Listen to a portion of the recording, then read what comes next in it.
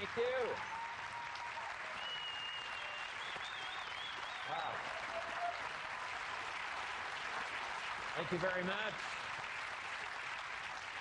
Wow, thank you. Thank you. All right. Thank you very much. Thank you. Wow. Save some for the end. How many of you have never seen me before? This is your first time. Wow, everybody. So I'm not so famous after all. Anyway, nice to have all of you here. It's a long journey here for me from the farms of southern Idaho, where I grew up, to, next door to Disneyland, with all the spotlights and cameras and all of you here. It's just a bit much. It's unbelievable. I did my first four-pay seminar in 1963 at the Beverly Hilton Hotel in Beverly Hills, California, called Adventures in Achievement. So this now makes my year number 41. So, a lot of years.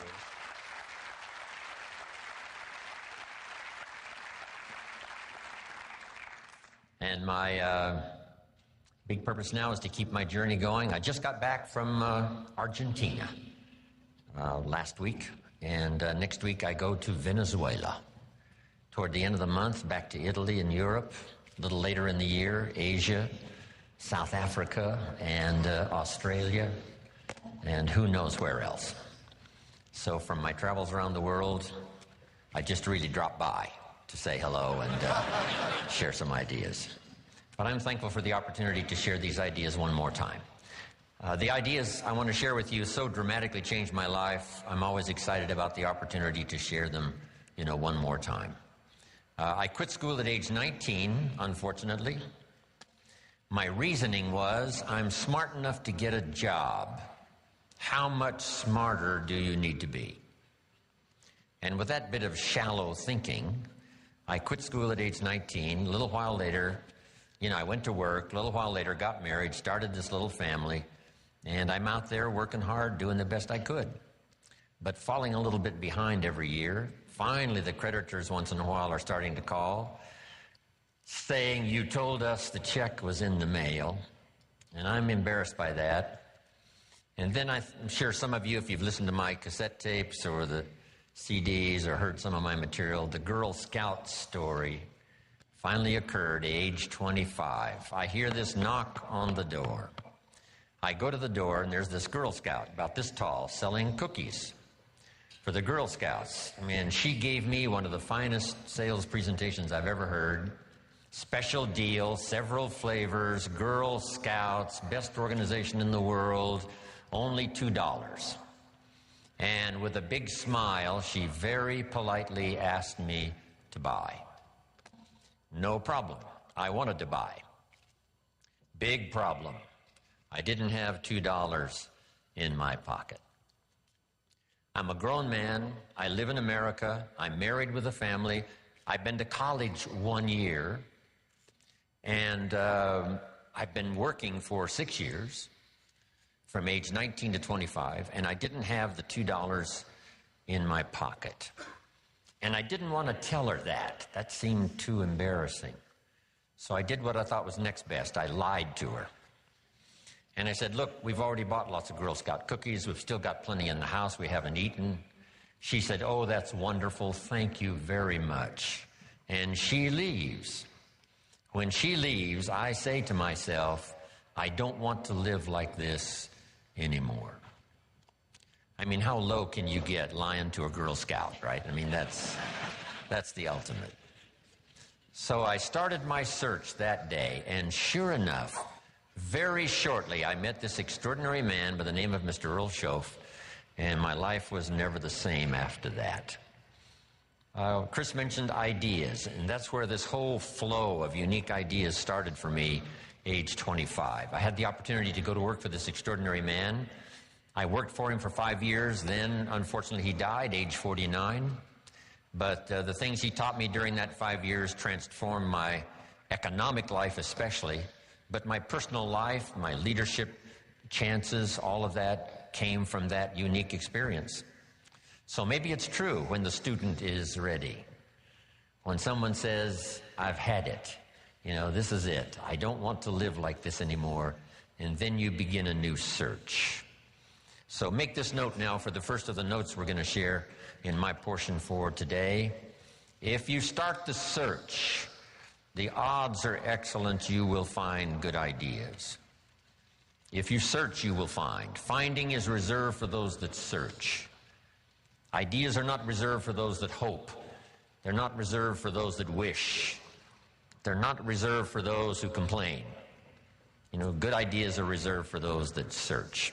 So the first thing I want to do is congratulate all of you for being here, continuing your search, spending the money and spending the time to come and spend a few days and see if you can't, through the accumulation of hours and speakers that we have during this weekend, go home with a harvest of good ideas for your business, for your life, for your marriage, for your friendships, for your economic future, and, for all of the rest. We've all heard the expression, nothing so powerful as an idea whose time has come. How very true. The walls came tumbling down about 15, 16 years ago in Germany, and the time had come for capitalism to finally reach those unfortunate countries that have been dominated by communism for so long. And that idea now is beginning to flourish. I've been teaching capitalism now for the last 10 years in Russia. I've made 5 trips to all the major cities. It's incredible when an idea finally comes and the time is right, what can happen. So, ideas, when an idea and its time is ready, it can be incredible. But now here's the next part for your notes. Nothing so powerful as an idea that comes at the right time. And hopefully today for you and the rest of this series of good trainings, this would be a good time for you. Maybe you've got 3 numbers of the lock that needs 4 numbers. And you've already got 3 already dialed in from, the sermons you've heard and the lyrics of the songs you've listened to and personal conversations and meetings and trainings and seminars and books you've read, all of that, right? You got the 3 numbers. And just maybe, this weekend could well be that 4th number for you that you've been looking for. And the lock will open and the door will open, and there could be some real new accelerated opportunity for you over the next few years of your life. So I hope that's true. From what I have to say and from Dennis and Brian and other speakers that are going to share with you, this could be a very important weekend for you. I hope it's one of those life-changing weekends where you look back and say, wow, I was never the same. And the chances are excellent if you keep going to as many things as you can get to in terms of information, ideas, seminars, lectures. Because if you go continuously and systematically, some of them will be routine, some of them may be ordinary, and then just once in a while, some may be extraordinary, and you're never the same again. And you'll look back on that experience and say, that was one of the days that turned my life around. So I hope this weekend, from what I have to share and the rest of the speakers, this is one of those extraordinary weekends for you. Here's another note to make. No one person has all the answers. No one person has all the ideas. We need to gather ideas from a variety of voices and from a variety of experience, from social to personal to political to the management of time, the conservation of resources, business, entrepreneur, career, all of that. Being a good parent, a good mother, being a good father, being a good friend, a business colleague. You got to have a whole variety of ideas. So this weekend, we're going to have a chance for that. Multiple speakers and a chance for multiple ideas to come your way. Next, is a little phrase that I'd like to have you memorize. And if you memorize it, I'm sure it'll follow you for the rest of your life. And if you're ready, say, I'm ready. Ready. Here is the phrase. You can write it down as we memorize it. Here it is. From testimonials and personal experience, repeat that for me. From testimonials and personal experience, we have enough information to conclude. I'll let you write it down. We have enough information to conclude. So repeat for me. We have enough information to conclude. If you were composing this, I don't know what you would write after this. We have enough information to conclude that it's possible. Jot that down, that it's possible. So repeat for me, that it's possible. And the rest. To design and live an extraordinary life. Make that note, to design and live an extraordinary life. So repeat that for me. To design and live an extraordinary life. Now, let's repeat it from the beginning. Here we go. From testimonials and personal experience, we have enough information to conclude that it's possible to design and live an extraordinary life. I hope you will give that little phrase some consideration, and here's what's next. I hope you buy the idea that from testimonials and personal experience, we have enough information to conclude that it's possible to design and live an extraordinary life. And what I want this weekend to be for you is the gathering of more ways and means to design and live for you an extraordinary life. I don't know how far you want to go. Here's the first essence of life, and that is self-preservation. To produce enough to take care of yourself. The instructions given right to the couple that left the Garden of Eden. One was to multiply. It's a lonely place with only two people. But here were the next instructions, to be fruitful. How fruitful, how productive should one be? And here's number one, to produce enough to survive. To produce enough to take care of yourself. And self-care is important. If you're flying on an airplane, the flight attendant says if for some reason we run out of oxygen, these oxygen masks will fall from the ceiling, and if you have children with you, quickly take care of them, then take care of yourself. No.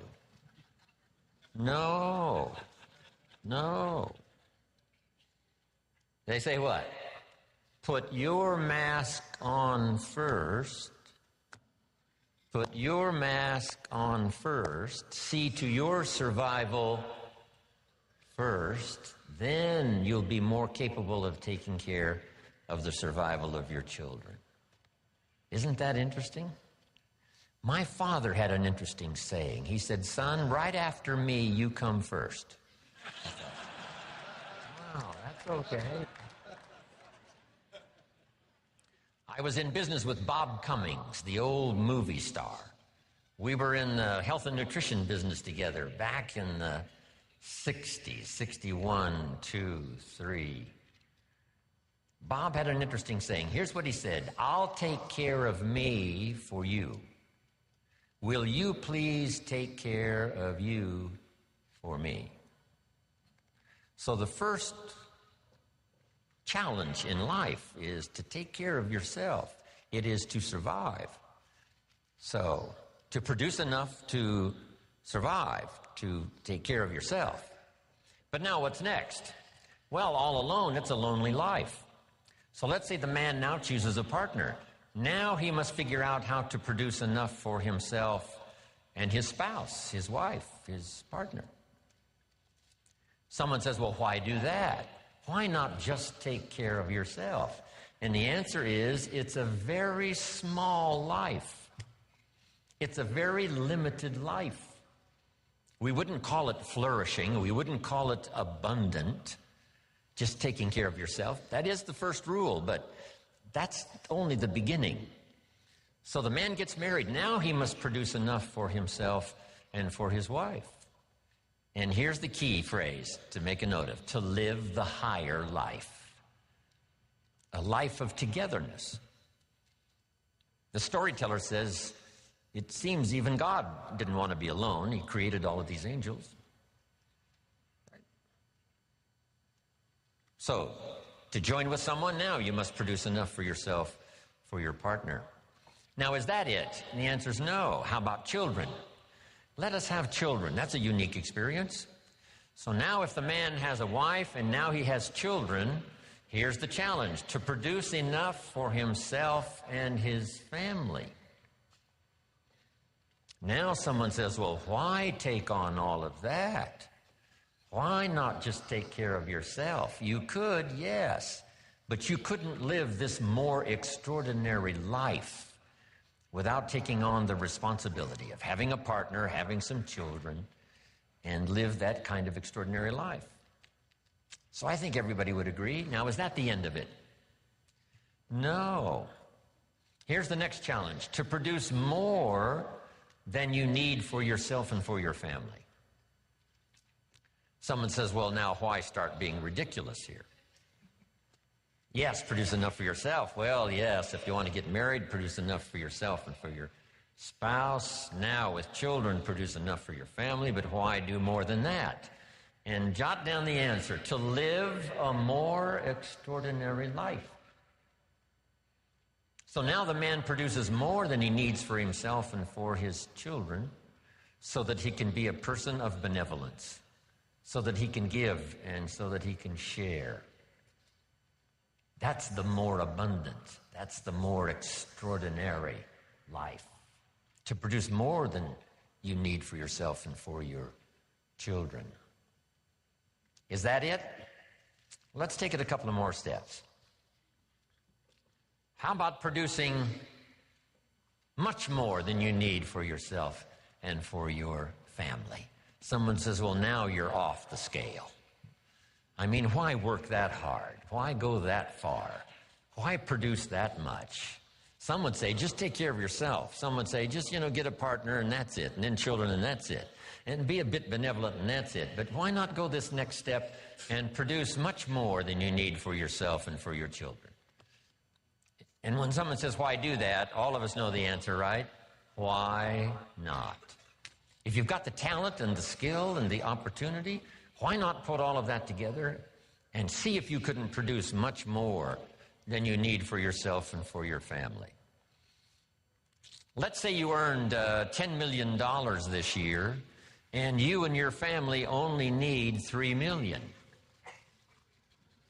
Which would probably cover most families, right? Some families are more expensive than others, as I discovered. But let's say $3 million would, cover a big, high percentage. So now if you and your family only needed $3 million for the year, now you have $7 million to give. And someone says what? Why do that? And the obvious answer is what? Why not? If you've got the talent and the skill and the time and the opportunity and the occasion and all this stuff comes together, why not? Let's go one more. How about producing far more than you need for yourself and for your family? And live the far more life.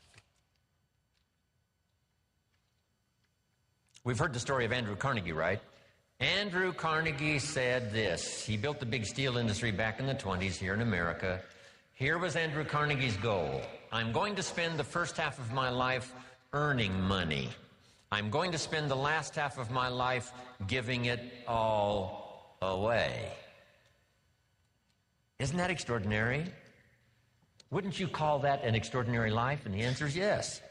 He got so excited by that goal that the first half of his life, he earned $400 million, which back then was a lot of money. I mean, now, right, it doesn't seem to be that much, but, you know, maybe back then it would total $40 billion, like Bill Gates. So $40 billion he earned the first half of his life. Guess what he did with the last half of his life? He gave it all away. And the big question is, why do that? And the answer is, why not? If you've got the opportunity to live, design and live an extraordinary life, you know, why not do that? So here's what I want this weekend to be for you. Plenty of ideas to take home, chew on, digest, you know, throw some away, refine some, you know, accept some, do some, whatever. That's what this weekend is really for. To send you home with a whole new library of thoughts to ponder, ideas to try, disciplines to work out, some skills to learn. And if we do that and do it well this weekend, you will say, hey, it was certainly worth the time and the money to go to that weekend Jim Rohn seminar, Jim Rohn and Friends. Now make these notes. What I hope you find here this weekend: ideas plus inspiration. That's the mixture that really turns things on, you know, sends a entrepreneur program into high gear. Ideas plus inspiration.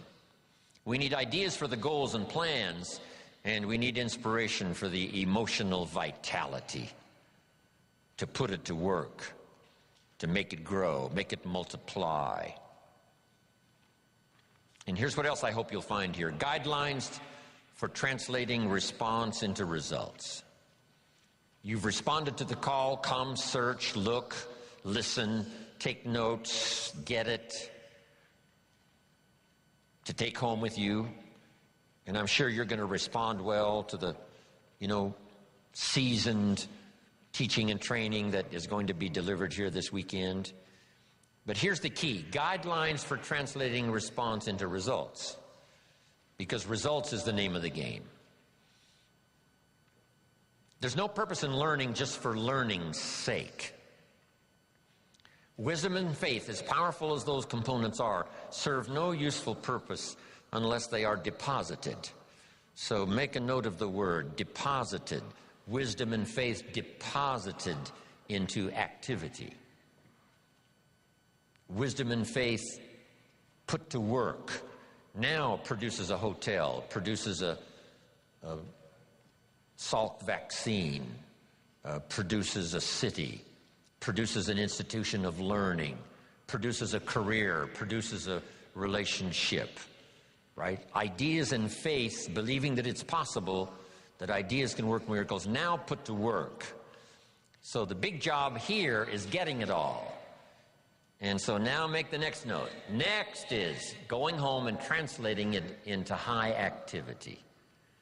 Good health activity, a better relationship activity, an entrepreneur program activity, a new burst of speed in your sales career, all of that. That's what I'm really interested in. Because here's what's important to me, is for my name once in a while to appear in someone's testimonial. Make that note. It's one of life's greatest experiences, is when your name appears in somebody's testimonial. Somebody says, here's the person who found me. Here's the person who got me started. Here's the person who wouldn't let me quit. Gave me more reasons for staying than for leaving.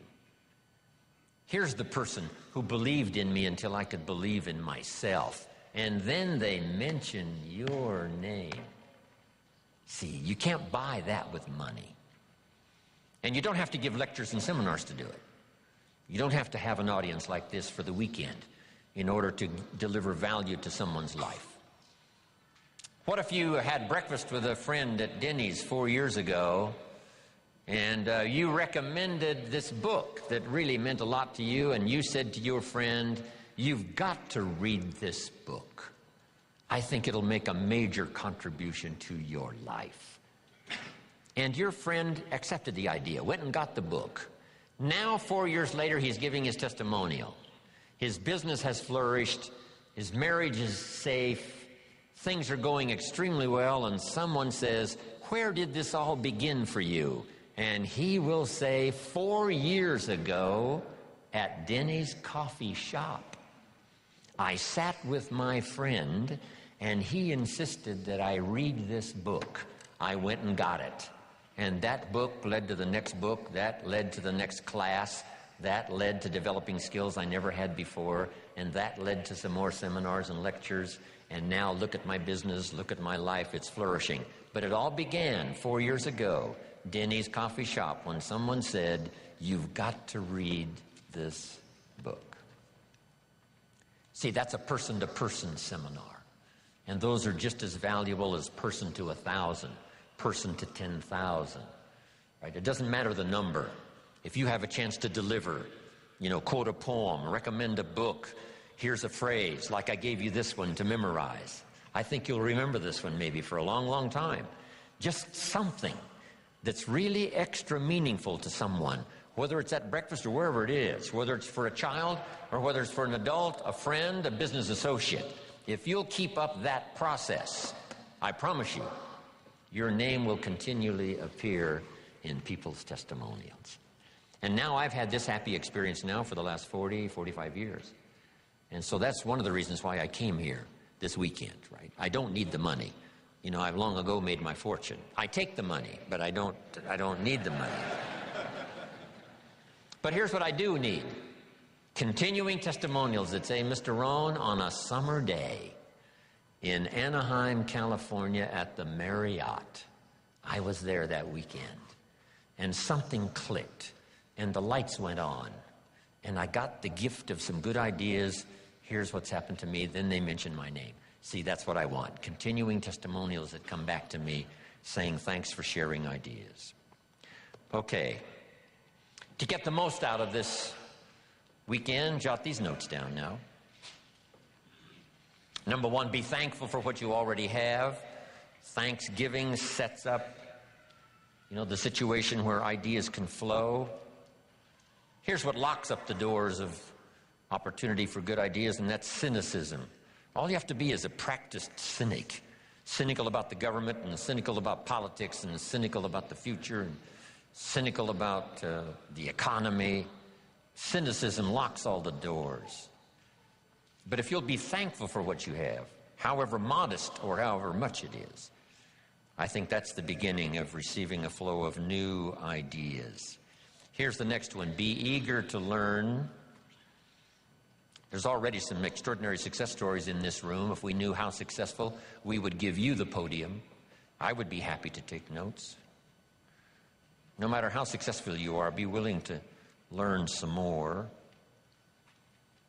We in the Millionaires Club invite a billionaire once in a while to come talk to us. And he says, well, you guys are doing okay, but, how about stepping up? Right? How about multiplying by 2, by 3, by 5, by 10? Come on. You've just gotten started. So no matter how well you're doing, we could all use another idea, a couple of other things that linked together with what you already know could give you a whole new burst of productivity and extraordinary lifestyle. Then to get the most out of this session this weekend, you have to do what we call some tough listening. And sometimes it's it's difficult to gather up everyone's, attention, because our lives really seem to be going on outside this room. A part of our life is going on here while we're here. But some of us, our kids are out there, and our business is out there, and our career is out there, and our job is out there, and everything is out there. So sometimes it's difficult to bring yourself within the, framework, inside these four walls, and just really concentrate and do your best to get it all. Because I know how meaningful ideas can be. The name Earl Shoaff, still rings in my mind. I'm 25 years old after the Girl Scout story experience. I'm introduced to a man who I had a chance to go to work for, and over the next 5 years, the ideas he shared with me not only made me rich, but gave me the foundation for a long-term career of sharing ideas, building business, making profits, hopefully wise investments, made an extraordinary contribution to my life. This unique man, he only went to the 9th grade in school. So the things he shared with me over that 5-year period were very simple, very ABC.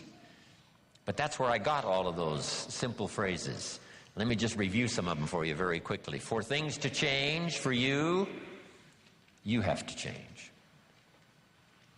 I kept hoping the government would change and taxes would change and prices would come down and things would get better. And then he said, for things to change for you, Mr. Rohn, you have to change. Wow, what a new revelation.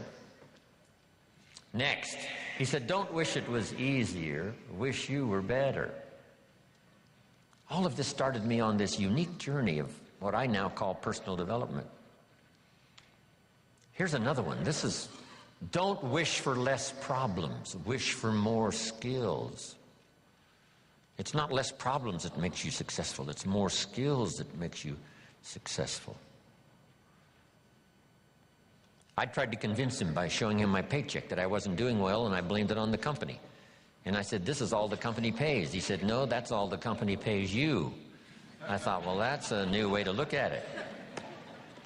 He says, doesn't the company pay some people 3, 4, 5 times this amount? And I said, well, yes. He says, well, then this is not all the company pays. This is all you get until you requalify, accelerate your qualification for the bigger numbers. See, that was all great revelation to me. I tried to convince him that things cost too much. He said, no, you can't afford them. All of these were new ways of looking at things. Unbelievable. And so I started listening to all this stuff. Now, some of the things that really accelerated my learning curve so that I could do better quickly was learning the success equations. Here's 3 of them. The first one comes from the Bible. The question was asked, 2,000 years ago in the Bible, according to the storyteller, what is the key to greatness? What's the key to self-esteem? What is the key to getting honors and trophies to put on the mantle above the fireplace? What is the key to receiving great respect? What is the key to wealth and abundance? What is the key to all of that? An extraordinary life. And here's the answer that was given. Capsule form, according to the storyteller, the answer was, find a way to serve many people. Find a way to serve. Find the ways and means. Start rendering service. The more you serve, the greater your fortune. Service to many leads to greatness. Key. Next, John Kennedy. Speaking of politics today, we're surrounded by political speeches. Here was one of the best, John Kennedy, on his inaugural to be President of the United States all those years ago. Here's what he said, don't ask. Wow, don't we wish that was the current political philosophy? Where is John Kennedy? Where is he? John said, don't ask what the country can do for you. Ignore these promises of what everyone's saying, what the country can do for you. He said, don't ask what the country can do for you, but ask what? What could I do for my country? See, that's the whole turnaround in philosophical thinking. By asking, you receive so little. By serving, you receive so much. So rather than settle for the pennies of what someone could do for you, why not turn it around and find some way to serve? It's a pretty simple process. Here's what I taught the Russians. Johnny mows Mrs. Brown's lawn. She pays $3. Every time he mows her lawn, he collects $3. Thinking in terms of what could I do for my country? Surely Mrs. Brown is one of the members of the country. So he mows her lawn and collects $3 and starts what we call an income and a career. Now what's next? And here's what the Russians were excited about. What if Johnny gets Pete to mow Mrs. Brown's lawn?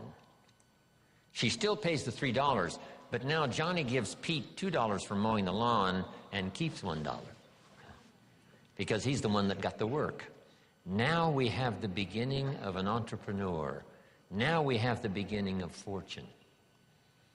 Here's a good note to make. I started part-time on a little adventure learning skills and disciplines, and here's what I began to say with my little part-time job. I said, I'm working full-time on my job and I'm working part-time on my fortune. And the reason is because I found the mechanics. I found the philosophy. I started working it, serving other people. One way to serve is to mow Mrs. Brown's lawn and get the $3. The other way to serve is to get someone else to do it, and you collect that extra money. Finding ways to serve.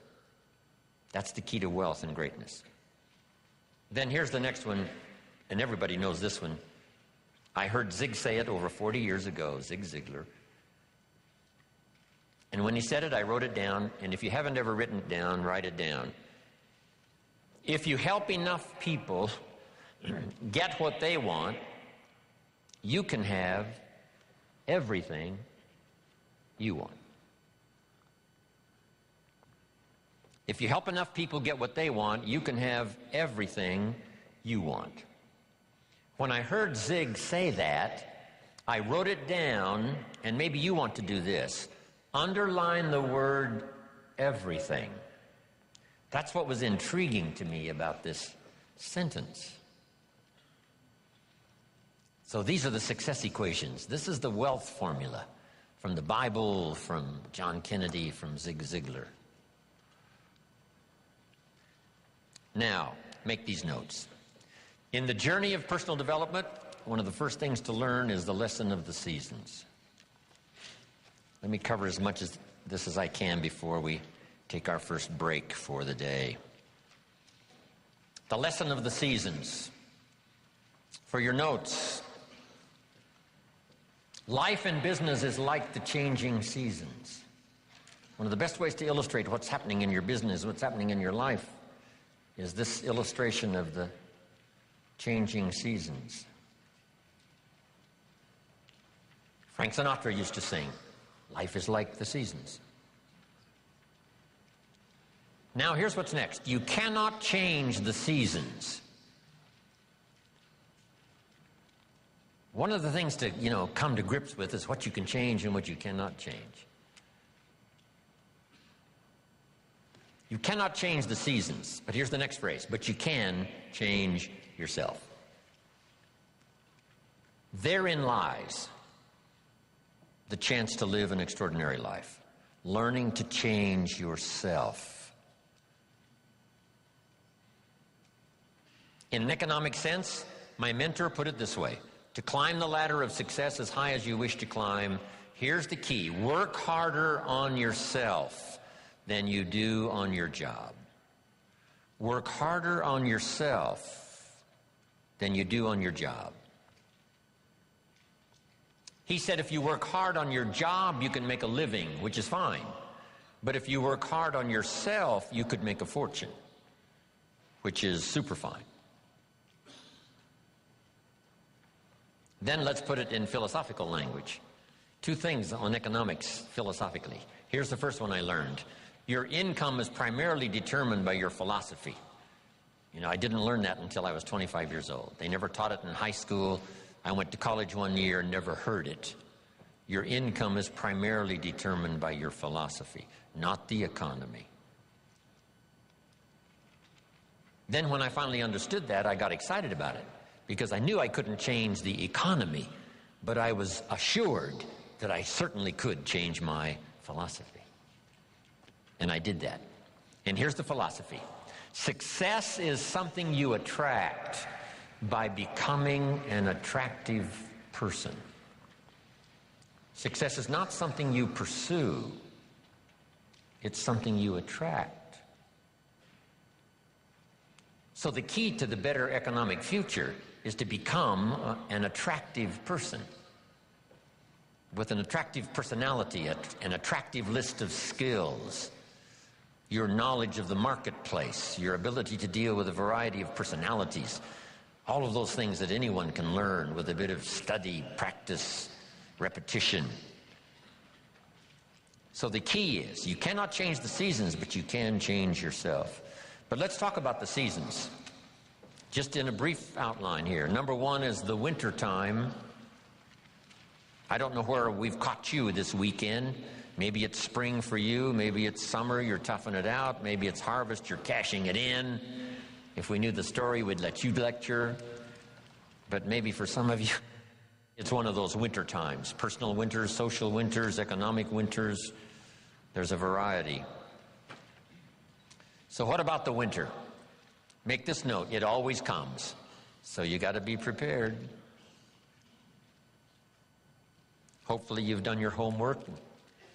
You're ready and prepared for this winter more than you were some others that have come into your life where you were less prepared. Make this note of a Bible story. It's very important because it's one of the great lessons of life. I'm an amateur on the Bible, but here's what the storyteller says. There were two nice people. So make the note now, two nice people, not one good and one evil, but two nice people. However, and that is the drama of life. However, two nice people. However, one built his house on the rock, and the other built his house on the sand. Two nice people. Meaning it's possible for nice people to be casual. It's possible for nice people to be careless. And sometimes you can be careless and lose your life. Not evil, just careless. In Los Angeles now, when the light turns green, if you're in your car and you're there at the intersection and the light turns green, you better not go. For 2 or 3 seconds, waiting for the maniacs that are running the red light, crossing in front of you, even though the light is green. That little extra bit of caution, rather than being aggressive, little bit of caution could very well save your life. Here's a father who loves his family. He's an honorable citizen. He makes good money. He contributes to the community, his church. He's a good man. But this morning he's in a hurry in Los Angeles, late for an appointment, and he's pushing it with his automobile. He comes to the intersection and the light turns red, and a little voice in his head says, "Go ahead, you're late. You can make it." And now he's dead. You don't have to go to Iraq to lose your life. You don't have to be evil to lose your life. All you have to be is a little careless at an unfortunate moment. So the key is to be not overcautious, but to be cautious. Don't build your house on the sand. Now add this note now. We're all tempted. When I was growing up, there was a cartoon of a little boy, and it showed this little boy with a little devil on one shoulder and a little angel on the other shoulder, both whispering in his ear. And the little devil said, "Go ahead and do it. It'll be okay." And the little angel says, "No, no, no. No, no, no. It won't be okay." "Yes, go ahead and do it." "No, no, no." How often does that occur for all of us? Every day. Go through the red light. It'll be okay. We must beware, okay? Not to be careless, not to be casual, and build your house on the sand. The same is true with your health. Don't build on the sand. The same is true with your career. Don't build on the sand. The same is true of being in business. Don't build on the sand. Build on the rock. Because even nice people can make careless decisions, casual decisions that accumulate over a period of time. And those could be the winter. Now, here's the note to make. Some winters are of your own making, and some are not. Some are just the winter experiences. Maybe the whole country goes through it. It was a long time of winter for the Russians who lived through the communist system for about 80 years. Long winter of political despair, lack of freedom. But what's the key to the winter?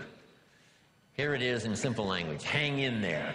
I mean, you know, winters don't last forever. Some are difficult and some are easy, but they never last forever.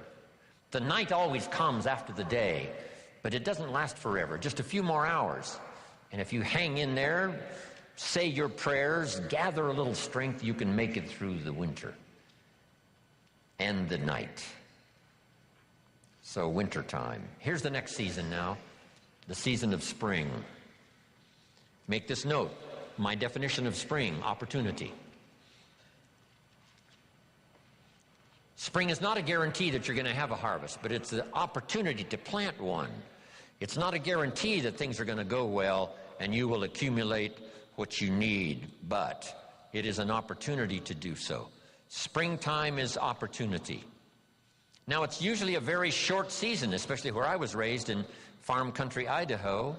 So here's what you must do with opportunity. Seize it quickly. Don't let it just come and go.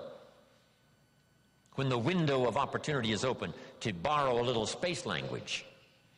When they get ready to shoot the rockets or off into outer space, there's a window, they call it, of opportunity to go, not go, when the weather's right and whatever. But if you wait a little too long, the window closes, and it takes a while for it to open back up. So this is the key. Take advantage of the spring, such a short season.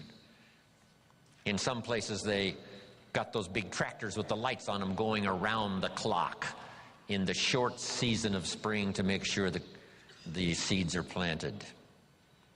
Take advantage of opportunity. Take advantage of opportunity to meet someone who could be a colleague for your future career. Take advantage of the day when it arrives, because the day will soon finish. Take advantage of the year because it will soon close. Take advantage. Now here's the next season. One of the greatest illustrations of life is in the third season, called the season of summer.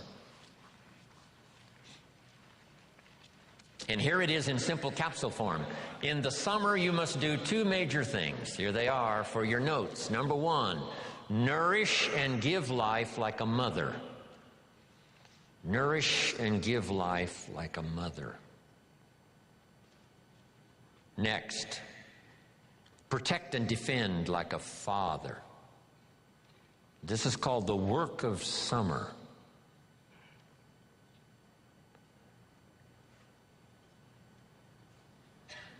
Give life like a mother. Take life like a father. Love like a mother. Hate like a father. Any father would say to whatever threatens his family, take 2 more steps toward this family, you'll cease to exist. I'm father. I protect, I kill if necessary. So you've got to nourish your garden, and then you've got to protect it by fighting the weeds and the bugs that are out to destroy it. As soon as you've planted, the busy bugs and the noxious weeds are out to take it. Now put this line in your notes, and they will take it unless you are extremely father-like and vigorous. You have to develop a hatred for evil. The old prophet said, love good and hate evil, because those twin forces are at work always. Even in the beginning of the beginnings, Lucifer, according to the storyteller, tried to take over God's throne, didn't succeed, and so began the story of the creator and the spoiler. And so exists for all of us this great drama of the ability to create, but the destroyer not too far away. In another seminar I give, here's what I say, and this is good philosophy. It seems like opposites are in conflict and we are in the middle. Evil on one side, good on the other side. Illness on one side, good health on the other side. Darkness on one side, light on the other side. And they're in conflict. If you walk into a room that's dark and turn on the light, the darkness disappears and goes away. How far away does it go? Not very far. Waiting for a chance, what? To come back in. Move in, take over the territory. As light begins to lose its energy, darkness moves in. There's a war on. Here's what it's called. Push-shove.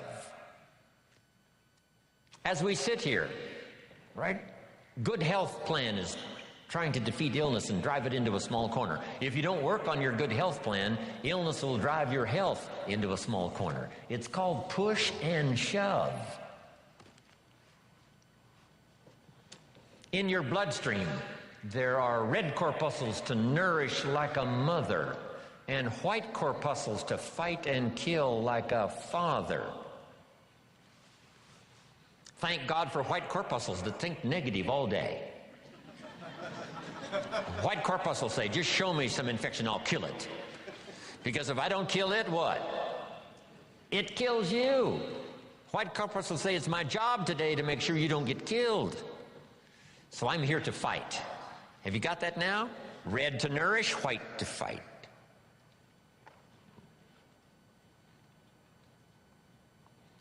So here's the key now. Cooperate with the positive side of this war of health and illness. What if in this struggle the body calls for a banana and you send it a Coca-Cola?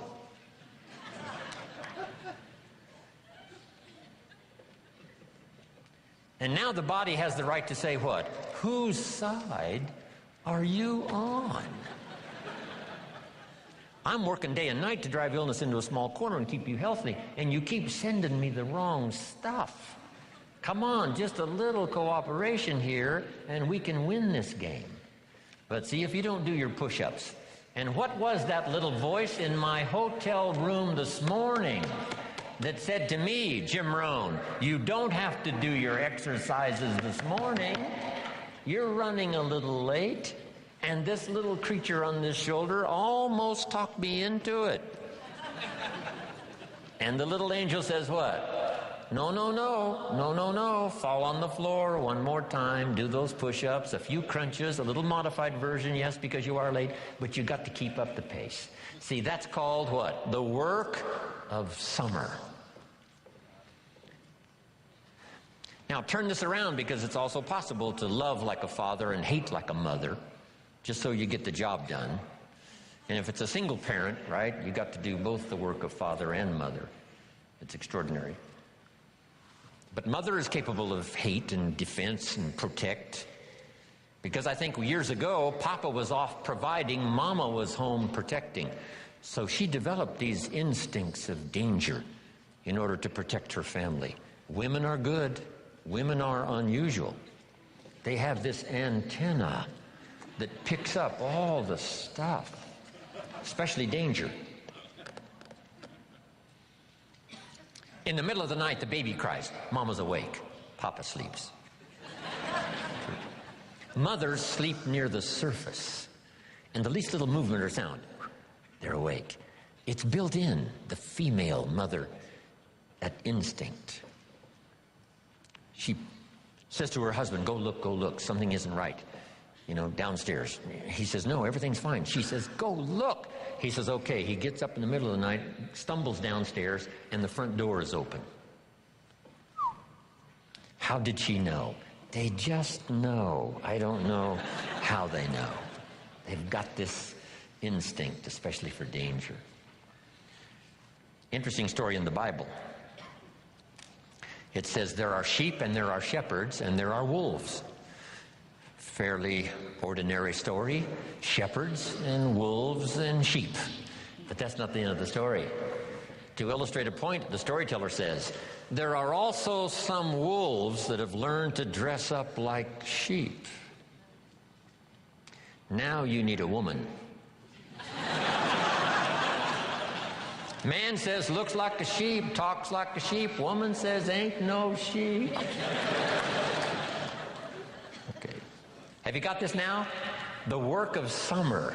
Here's what it's called, high drama. Nourishing and protecting. Nourishing with one hand and protecting with the other hand. Even the battle of the mind. Here's a good note to make on the battle of the mind. Don't become a victim of yourself in this battle of the mind. Should I, shouldn't I? Let it go. No, don't let it go. Run the red light. No, be a little more cautious. Think of your family. See, we have to continually do this. Beware of the thief on the street that's after your purse, but also beware of the thief in your mind that's after your promise. That little thief that says you're too short, you're too tall, you're too old, you've never done it before. What makes you think you can do it now? Nobody in your family has ever done it. In fact, if you start, they'll all make fun of you. It's called the thief in the mind that steals the dream and steals the promise, makes you less effective than you should be. Here's what you must do: battle with the mind. Now, what's the purpose of all of this opposites in conflict? Here's what I think it is: to create high drama. God wishing it to continue on earth as it did in heaven. I guess that's the best conclusion I've come to. Because here's the last of this now. Would it be possible to win if you couldn't lose? And the answer is no, it doesn't seem like it.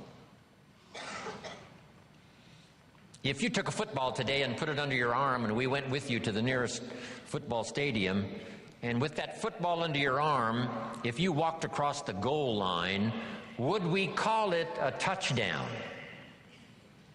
And the answer is no, that's not a touchdown. It's not a touchdown until you face the 350-pounders that want to smash your face in the turf. And if you can muscle by them, and if you can dance past the secondary with the football under your arm, cross the goal line, now we call it a touchdown. And maybe you won the game, and maybe you won the championship. So jot this down now. High drama is the order of the day. I guess so ordered by God himself. High drama. But that's what makes life so unique, so challenging, so much opportunity. A chance for fortune and a chance for failure. And you've got to defend yourself against one, see if you can't maximize the other. That's the game of life. Isn't this good stuff? I mean, these few simple ideas started changing my life. Age 25, I was never the same. What if you picked up a book? And the book, first chapter said, everything's fine. Chapter 2, everything's fine. Chapter 3, everything is just fine. Chapter 4, everything is still just fine. Would you finish this book?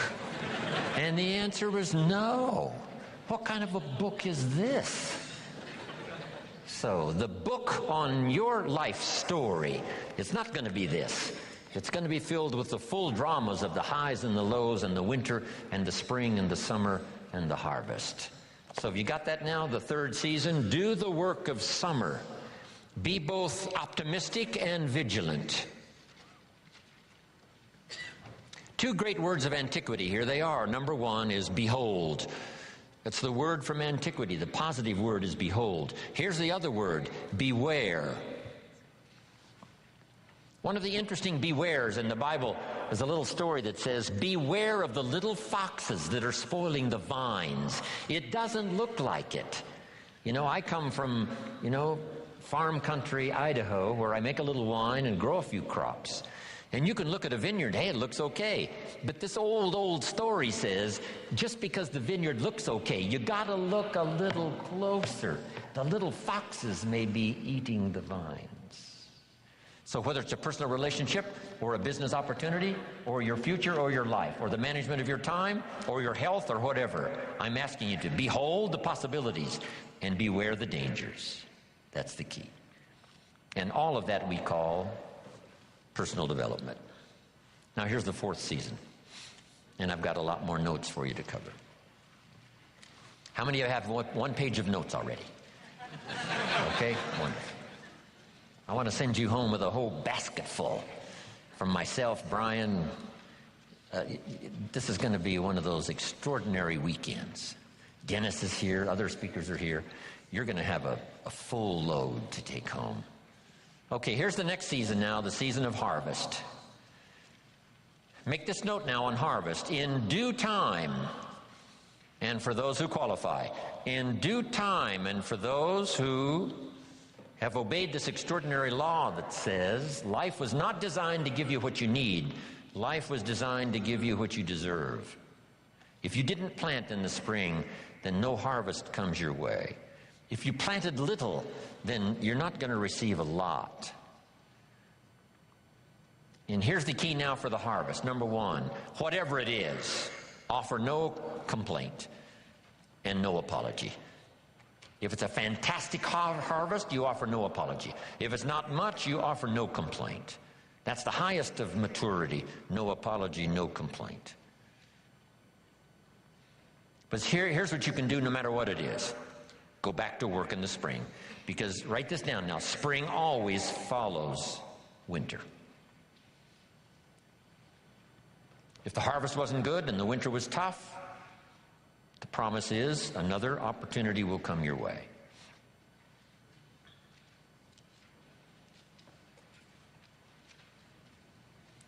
Now, here's one more point now on the harvest, and we'll talk a little bit more about it tomorrow. Here it is. Do wise things with your harvest. Build your financial security for you and your family on the rock and not on the sand. We're going to talk about financial independence before we finish this weekend. There's so many things now you can do about gathering resources and wisely investing them so that you and your family are secure. Here's one thing to strive to become early in your life and career: financially independent, so that nobody or nothing has a claim on your assets. Accomplish that as quickly as you can. Then all of the other wise things we'll talk more about. Sarah Alfaro in Mexico came to my seminars and lectures 10 years ago. Single mother, 4 children, no job, no home, no car, no money. And she only had $1 American to invest. Now she makes about $40,000 a month, and she's rich and now quite famous. Sarah Alfaro in Mexico. Here's what I taught Sarah back there 10 years ago. Don't buy the second car until you've bought the second house. It's not cars that makes you rich. It's houses that make you rich. If you bought a condo in Carmel just a few years ago for $250,000, it's now worth $800,000. I got a call the other day from Sarah, thanking me one more time for my training. And she said, Mr. Rohn, you'll be happy to know, I just finished paying off my 3rd home here in Mexico, so today I'm going shopping for my 3rd car. Isn't that good? Unbelievable. Remember, how long ago was it when the idea finally dawned on somebody? If you paid 1 extra payment a year on your 30-year loan, you could pay it off in 15 years and save more than the price of the house. Wow. Just a little bit of information and then a little discipline to see it through, and the change for your harvest can be unbelievable. We'll talk more about that later on in the program. Now, jot these notes down. Personal development involves 3 parts. First part is physical, take care of yourself. My mama studied and practiced health and nutrition when I was a boy growing up, paid off. Extended my mother's life at least 20 years, according to the doctor. Mama was a fanatic. Mama was a health nut. Some of the stuff she mixed up for me and my father and for herself, she would say, if this stuff don't kill us, I think it's going to help. And we would gag this stuff down. Mama read, Mama searched, Mama tried. Back when, vitamins and all that stuff was fairly new when I was a kid growing up, Mama did all that research. My father lived to be 93, never had a major illness. Mama extended her life 20 years. My father never did retire. When he died, his paycheck was waiting for him. Thanks to my mother. And I've been in splendid, excellent, good health all my life. And come September, I'll be celebrating birthday number 74. Right? Thanks to Mama.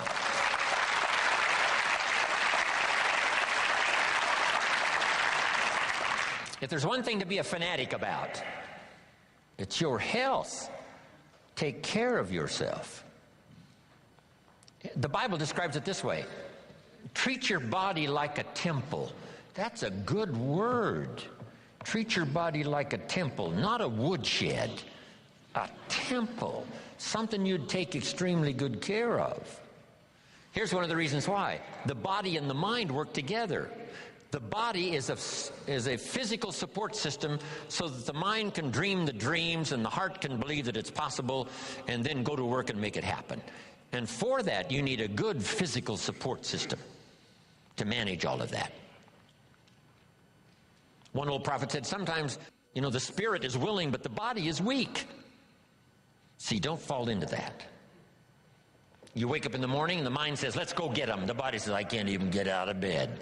See, one of these days you've got to say, body, this is the last time you tell me you can't get out of bed. I'll throw you on the floor and make you do push-ups until you're out of breath. I'll make you read every book that's ever been written on good health. I'll choke vitamins down you until your face turns blue. This is the last time you say you're not going to vigorously support me to make my dreams come true. You just got to take action now on this stuff here of the physical support system you need to pull off your dreams and your promise and your future. Make this note. Some people don't do well just because they don't feel well. It's not that they haven't got the skills. It's not that they don't have all the rest. They don't have the vitality, the vigor, the vitality. Okay. I travel all around the world. If you saw my travel schedule, work schedule, you would say impossible. I'm probably the only one who can do it. Thanks to Mama and my own study and practice of health and nutrition. See, that's the key. I've got this unique physical support system, and it's going to serve me, another, who knows, 60 years. Now here's the next one. First is physical, second is spiritual. And whatever you believe about spiritual,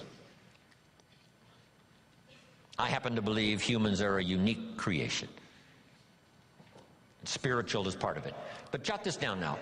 If you are a believer, jot down these 3 words. Study, practice, and teach your belief in spirituality. Don't leave your spiritual conclusions unresearched, unstudied, and don't leave it unpracticed. And whatever you do, don't leave it untaught. Study, practice, and teach. If we all do that, starting with our family, we'll build the families necessary to build a strong nation to compete among the nations of the world in these years of the 21st century. Now here's the next one. The physical, the spiritual, now the mental. Your mind, exercises of the mind. Build your library, I say in one of my other seminars. The books that can see you through. The books that can give you the ideas necessary to build a good career, to build a strong enterprise, relationships, good health, and all the rest. The book you don't read won't help. Now here's part of the exercise of the mind, a good debate, right? We're engaged now in the great political debate with the election coming up in just a few months. This is what we call healthy. We don't believe in the one-party system. Communism said one party. Everybody do what we say. We say no, more than one party, so we can discuss ideas. Here's the way to make an idea powerful, is to discuss it and refine it so that it fits your situation. That's what I ask you to do when this seminar is finished. Debate all of these ideas. Discard some that don't make sense. Give considerations to some that do make sense. Put some on the shelf for later consideration, and then put some of them into action that makes sense. Jot this down. Make sure what you do is the product of your own conclusion. Do that thoughtful study. One book on health and nutrition says, do this, you'll live forever. The second book says, if you do what that first book says, you'll die young. So what should you do? Which book should you follow? And this is one of the important answers of the weekend. Neither one. Read both books and make up your own mind. You engage in the debate. What makes sense, what seems to be or not to be. Because as close as we can get to the truth is to say, it seems like. That's as close as all of us can get. We can't say it is. None of us can do that. We can say it seems like. Opposites are in conflict and we're in the middle. It's what it seems like. Our experience proves, and the storyteller says it started early. That's what it seems like. God is interested in high drama. That's about the best we can conclude. We can't actually state the truth, except what it seems like. But engage in thoughtful study and vigorous debate. Sometimes you can debate with others, right? Share ideas. What did Jim Rohn mean by this? Well, I'm not sure that's important to our life. Someone else says, no, I think it is. Engage in this debate. Then here's the big one, the debate in your own mind. What's good, what isn't good. Finally, you must come to your own conclusions. Read the best you can, study the best you can, take the best notes you can, and then do this. Then you decide out of all of that which is valuable enough to try, valuable enough to do, and add to the dimensions of your life that are already underway. That's the key for study, exercising the mind. Here's the last part. Don't be afraid of the debate. Communism taught. Some people say, well, don't tell people what communism taught. Why not? That's part of the debate. Communism says capital belongs to the state, not the people. We taught all these years, no, capital belongs to the people, not the state. What a good debate. How about the example of capital in the hands of the state? Well, read the history of the communist empire that dominated Russia for all those 75, 85 years. If that's what you want, that philosophy, to get that result, and we say no, that's terrible, that's terror, that's tyranny. How about capitalism? Makes a country like America flourish, gives an opportunity where everybody wants to come and try it. Engage in the great debate, whether it's your health or relationships or your future. Don't be afraid of the debate. The Bible serves as a good book, giving you stories on both sides of the ledger. Here's the story of someone to admire. Here's the story of someone to despise. You need both stories to help you with this debate. Okay. Now here's what's next.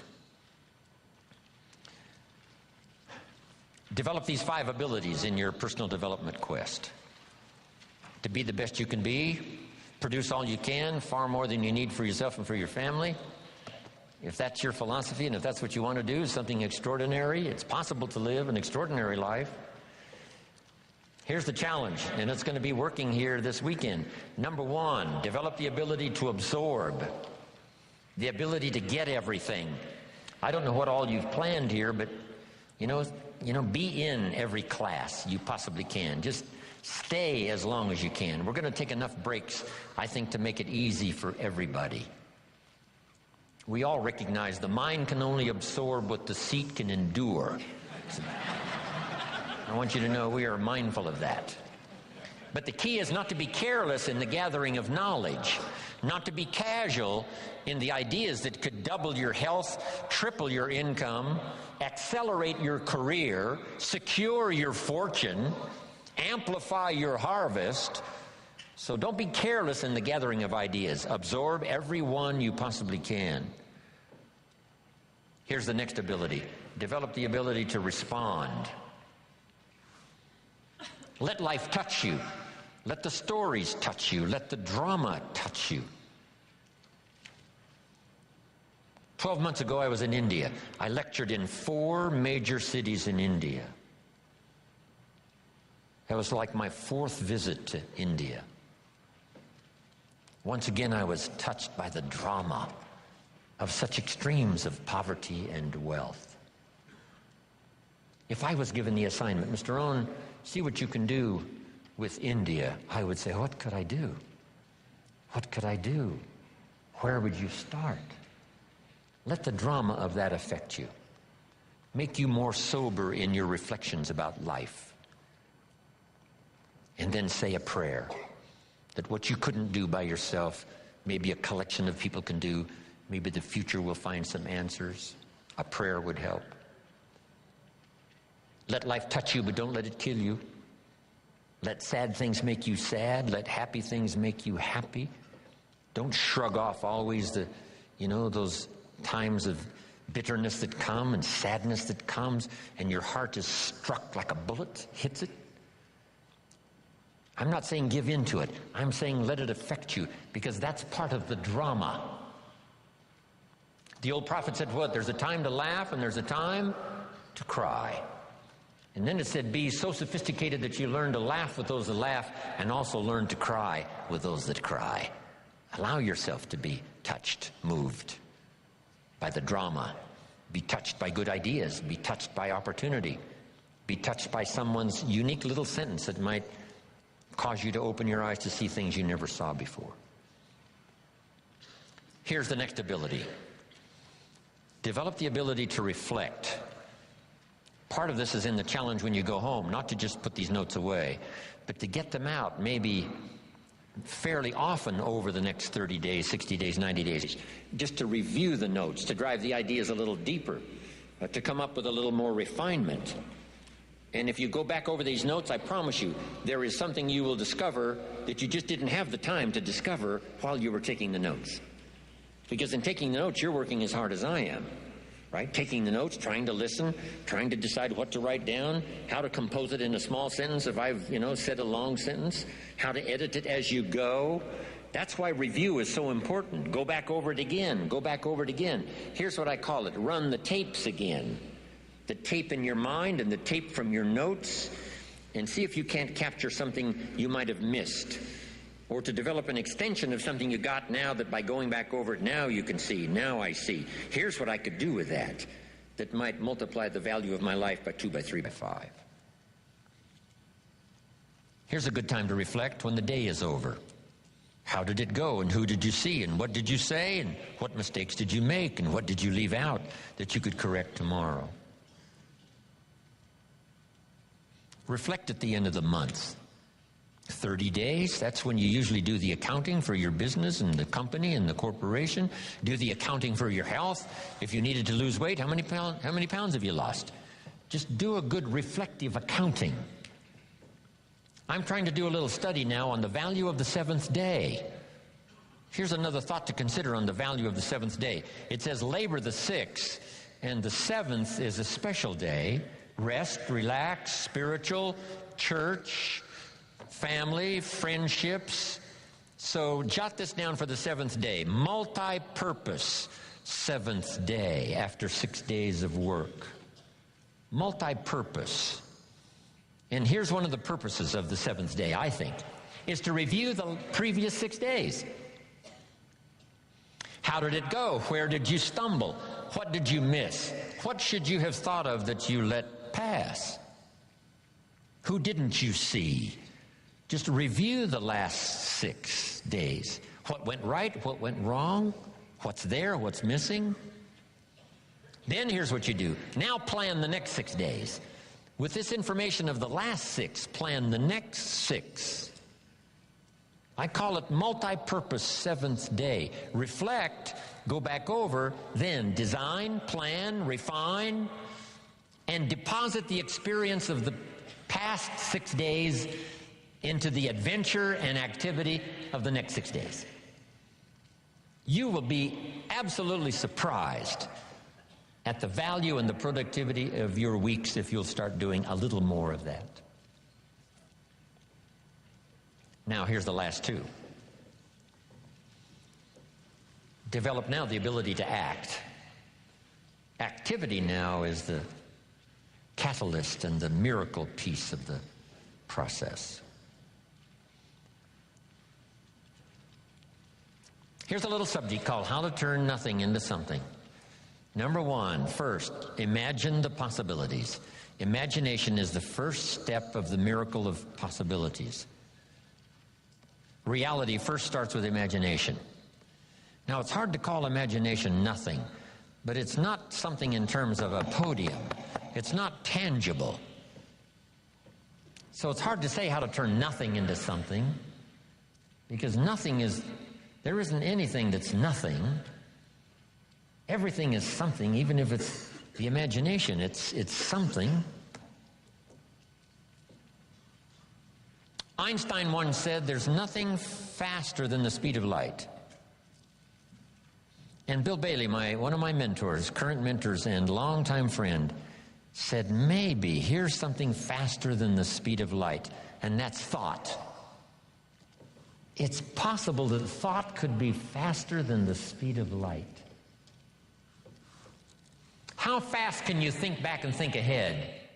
I guess we can't say the exact same instant, but all we can say is it seems like the exact same instant. You know, if you don't know the truth, you can't say that's true. And if you're not a scientist, it'd be, a little out of order to say, yes, this is true. But here's what it seems like. It's possible to think back and ahead at the same time. I mean, how fast is that? To think back and think ahead. But it's one of those marvelous capabilities that we all have. And in your personal development quest of getting stronger and more vital, both physically and spiritually and mentally, now use this exercise. To think back and gather more experience. Think ahead how to apply it so that the experience now multiplies in value by 2, by 3, by 5, by 10. That's key. Now, how to turn nothing into something. Number 1, imagine the possibilities. Today, if we had a chance to hear everybody's testimonial of how you got where you are, some of you went from nothing to something. Some of you went from pennies to fortune. And if we had a chance to hear everybody's story here today, took the time, guess what those stories would conclude? Those stories would conclude the possibilities are absolutely endless and unlimited. So number 1, imagine the possibilities. Read an inspiring book one more time, how someone went from nothing to something. The story of a Sarah Alfaro who started with $1, now she's rich. Wow. The possibilities, they're unending. Now here's the next step. Imagine that some of the possibilities are possible for you. We call this now faith. Now we start with imagination, now we generate faith. What generates faith? Faith is generated sometimes when the testimonial closes like this. If I can do it, what? You could do it. I started behind. I started under the basement, not in the basement. I started with debt, not surplus. I didn't start with pennies. I had no pennies. Debt's up to here. Finally got it turned around. Now everything's flourishing. That's what we want to hear. And then someone in a testimonial like that says, hey, if I can do it, you can do it. Here's what that does. Reassures our faith. Keep reading, keep listening to the testimonials. 1, that excite the imagination as to the possibilities. And number 2, helps faith to occur. That what's possible for one is possible for another. Now here's the 3rd step of faith. Or the 3rd step in the miracle process. To deposit your imagination and faith into high activity. Disciplined activity. Not just activity, but skillful, disciplined. Take the classes to learn the skills. Get around people that'll teach you the disciplines. And then deposit your imagining the possibilities and believing that it's possible for you. Deposit that now into what we call high activity. Make this note now. Activity finishes the miracle process of turning nothing into something. Activity finishes the miracle process. I'm positive that's why the formula was given of 6 days of working miracles and 1 day of rest to ponder how it's going. How is my miracle working process working? Have I missed some? Devote 6 days to the working of miracles. The 7th day to rest and reflect and go back over and a bit of study. Yes, spiritual. Yes, church. Yes, synagogue. Yes, family. Yes, social. Yes, friends. But see if you can't now come up with a plan to increase your activity or refine your activity. Sharpen it so that it produces major results. Here's the next one. Take joy in the work. I couldn't wait to get here today to share my story one more time. I'm already pondering the testimonials that may come out of a class like this next year, a year from now, 5 years from now, if I happen to meet some of you and you say, on that summer weekend in Anaheim, I finally got it. The lights went on for me. Something you said and something someone else said finally made sense. And I hooked it together, and here's what's happened. That's going to be extraordinary. Right? That's why we're here, to do this work. I was excited this morning about being here. Couldn't wait to hear what I've got to say. A lady asked me one time, she said, Mr. Rohn, over the last few years, I've been to your seminars now several times. Every time I see you, you're all excited. Things seem to be going great for you. How do you stay so excited all the time? And I said, I think it's because I attend all these seminars.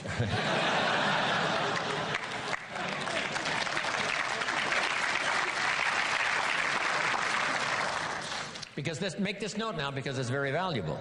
If you struggle to make something clear for someone else, it helps to make it more clear for you. If one person listens and one person speaks, there is the opportunity for transformation for both. The listener to be enlightened, to see something he never saw before, but the speaker to be better educated on how to present it by struggling with the language. Words are clumsy sometimes when you try to express what's going on in your head, let alone your heart and spirit. But the more you struggle to make it clear, the clearer it gets for you. So that both the listener could be transformed by what he hears, and the speaker could be transformed by the exercise of speaking, trying to make it clear. We're going to talk later about communication. It's almost a godlike quality, communicating, inspiring other people with your language. Now here's the last part, and I'm finished, and we're going to take then about a 10, 12-minute break, maybe 11 minutes.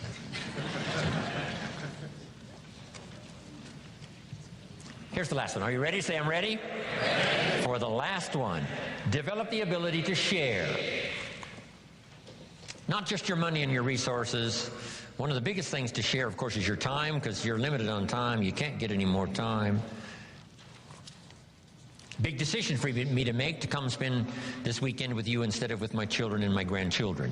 Right? I'm already wealthy. I don't need the money. So why would I come? Because my children and my grandchildren know this is part of our collective experience. They enjoy the testimonials that come later as much as I do, the letters I get and the phone calls, and the response that people say, hey, your grandfather came and made an extraordinary contribution. See my children and my grandchildren thrive on that story. So they were willing for me, instead of being in Carmel, sitting on the sand at the ocean where my grandchildren live, I'm here in Anaheim, California, spending this time with you. But I gladly do it. Here's why. It's an investment time for me to share, so that later comes the harvest. One, the harvest is by working hard to make it clear for you, I'm getting as much as you are. But then later hearing the testimonials. So I'm asking you to do the same in every format possible, whether you're asked to do training, whether you're asked to do teaching, whether you're asked to make a speech, always say yes to the best of your ability, so that you'll have one more time to share, one more time to help somebody lift themselves from poverty to success, from doubt to faith, from illness to health, from skepticism to belief. One more chance, person to person, or class to class, or a little Sunday morning class, or a little home meeting, or a personal conversation at Denny's coffee shop. Tell somebody something good, something valuable. The payoff for you is in the attempt and the learning experience. And then the payoff later is to get someone's testimonial that's got your name included.